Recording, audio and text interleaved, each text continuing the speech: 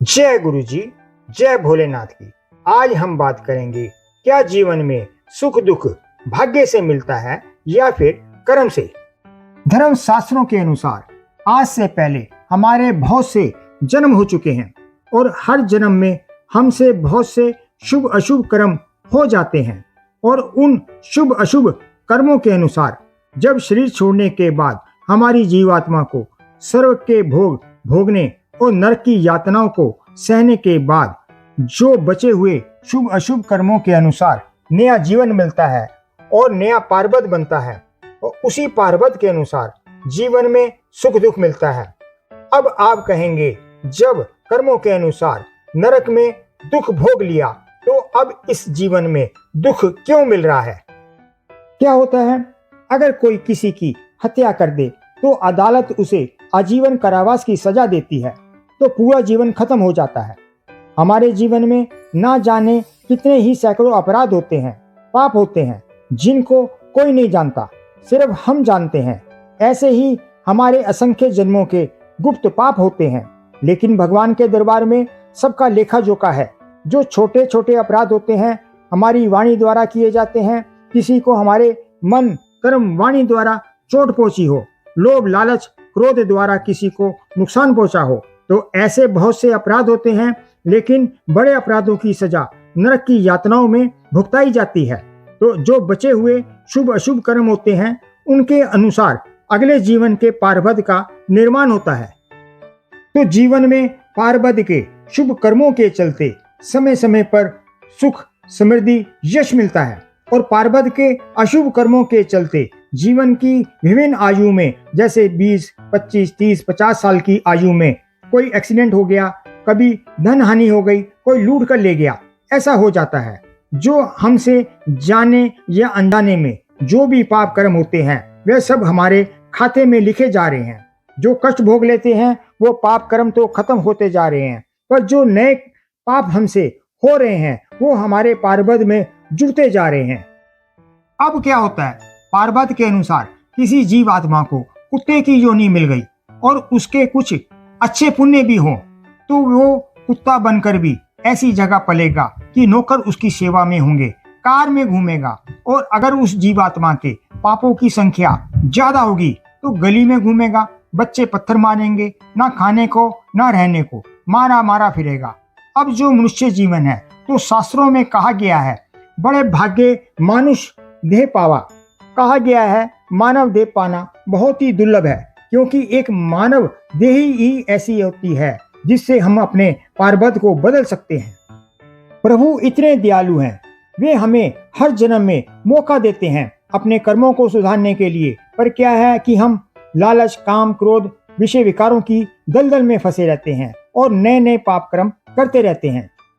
अब आप दान पुण्य करते हैं, मूक जीव जंतुओं के लिए दाना पानी खाने की व्यवस्था करते हैं, दीन दुखियों की किसी जरूरतमंद की मदद करते हो तो आपके पुण्य बढ़ते चले जाते हैं। ये प्रभु के बनाए ब्रह्मांड की व्यवस्था है। आप जो भी कर्म करते हैं वह लौटकर देर सवेर आपको जरूर मिलता है।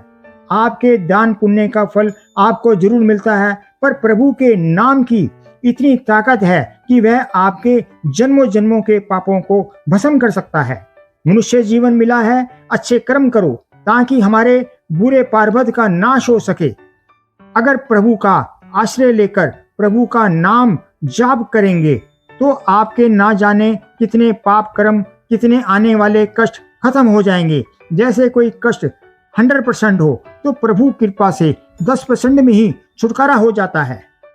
तो ये है प्रभु शरण में जाने का फायदा।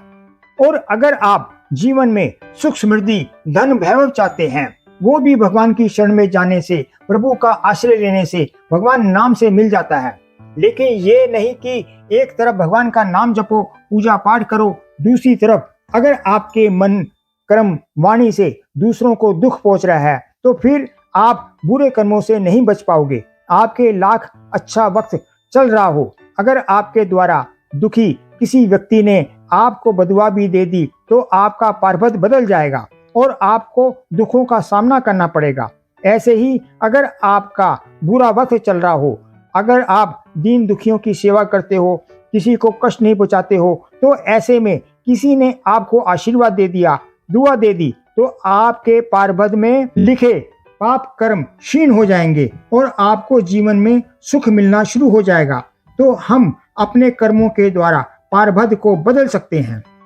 लाख आपके पारबद में दुख भोगना लिखा हो, लेकिन अगर आपने निश्चय कर लिया कि मुझे प्रभु की शरण में जाना है, प्रभु का नाम स्मरण करना है, कहते हैं ना, एक घड़ी आध से पुनि आध, साधु संगत साध की, कटे कोटि कोटि अपराध। नाम जपने से, सत्संग सुनने से जन्मों जन्मों के पाप कट जाते हैं। अब यहाँ देखने वाली बात है, अगर बहुत ज्यादा अच्छे कर्मों का पलड़ा भारी होगा तो आपका जन्म बहुत ऐश्वर्यशाली बड़े परिवार में हो जाएगा, और पुण्यों का पलड़ा हल्का होगा तो साधारण परिवार में जन्म होगा। अब क्या होता है, जीवन का कुछ समय बीत जाने तक आपने कुछ पाप कर्म कुछ कष्टों के साथ भोग लिए, और वर्तमान में आपके कर्म अच्छे हैं, आप अच्छे कर्म कर रहे हैं, प्रभु की पूजा अर्चना भी कर रहे हैं, दान पुण्य भी कर रहे हैं, तो वर्तमान के पुण्य कर्म आपके पारबद पर भारी पड़ जाएंगे, आपका जीवन बदल जाएगा, प्रभु की आप पर कृपा हो जाएगी, सुख समृद्धि यश मान सब पा जाएंगे। भगवान नाम भले ही देखने में छोटा और कुछ शब्दों से बना होता है, परंतु इसमें भगवान की असीम शक्ति भरी होती है।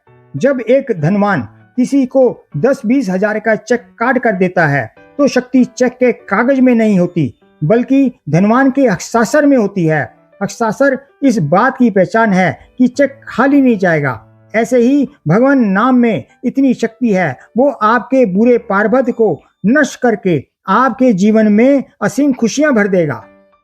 जब आप दूसरों के सुख के लिए अपने सुख का त्याग करते हो, तो प्रभु भी तुम्हें दुखी नहीं रहने देंगे। जब आप अपने कर्म संभाल लेते हो, अच्छे कर्म करते हो, तो बुरा पारबद भी टल जाता है, मंगल ही मंगल हो जाता है। जानकारी पसंद आई हो तो चैनल को लाइक करें, शेयर करें और सब्सक्राइब करें, और कमेंट बॉक्स में जय भोलेनाथ का जयकारा लगाइए। जय गुरु जी, जय भोलेनाथ।